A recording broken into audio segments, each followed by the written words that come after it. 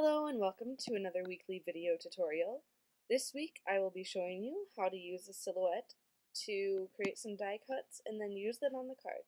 So I'm using this Artisan with Swirls die cut from the Silhouette online store. It's by Samantha Walker, who is one of my favorite digital designers. She just makes great things in this awesome style, and I thought this would be good for using on a card.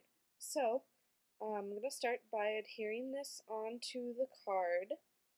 And I'm making 4 of these because it's part of my holiday card set this year. If you want to check out more about that, you can look in the early December 2011 posts, or 2010 posts on my blog.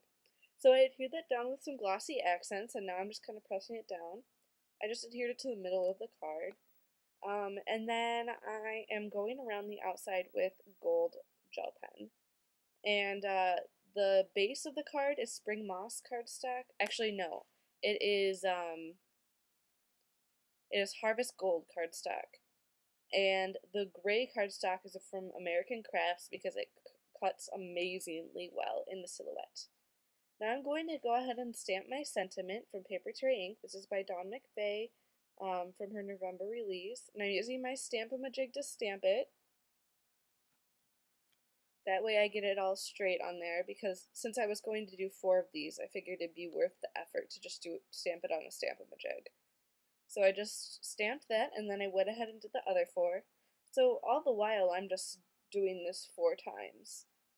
And yeah, actually I went back after the video and finished up the 3 other cards in probably about 10 minutes total. It was super quick, super easy. And that's what these cards are all about.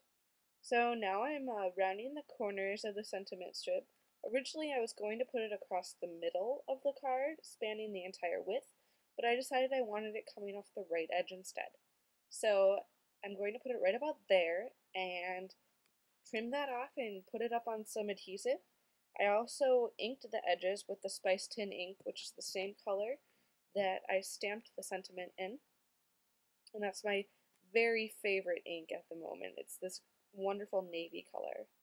Now I'm taking some twine from Paper Tray ink. This is their cream colored twine, and I'm just wrapping around the card 3 times. And I'm going to have the bow be just exactly opposite diagonal from the sentiment. So it's going to be the left bottom corner that I'm going to put the bow on. So I have the bow all tied now. And that was honestly the most time-intensive part of the card, just to get it looking how I want it.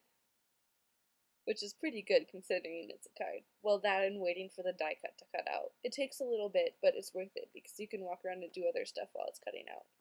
I decided I wanted something else to go on the card because it wasn't looking quite done yet for me. So what I'm going to do is I'm going to take this paint dauber from Jenny Bolin Studios, and it's the same color Spice Tin paint. And so I'm just going to paint that on some scrap cardstock and then punch it out with this star punch from the American Girl Crafts line. And I just love it. It's the perfect little tiny punch, and it only cost about $5. And I got it at Michael's too, so you could probably even buy it with a coupon for about $2.50. So it's a great deal. So I just went ahead and punched 4 of those, and I'm just going to adhere one of them on this card right over the bow, so that adds a nice little finishing touch. Makes it a little bit more magical, I guess you could say. So I'm just going to adhere the glue dot on the star. Actually, I didn't pick up the glue dot perfectly there. So I'm going to get a glue dot on the back of the star. I just stick it down on the bow, and then roll another glue dot and put it underneath to just keep the bow in place,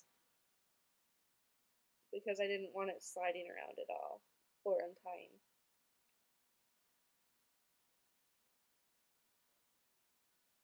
So there we have the finished card, and it's super simple, super easy, and basically just using the digital die cut is the main focus of the card. I hope you enjoyed this week, and come back again next Monday for another Video Tutorial Monday.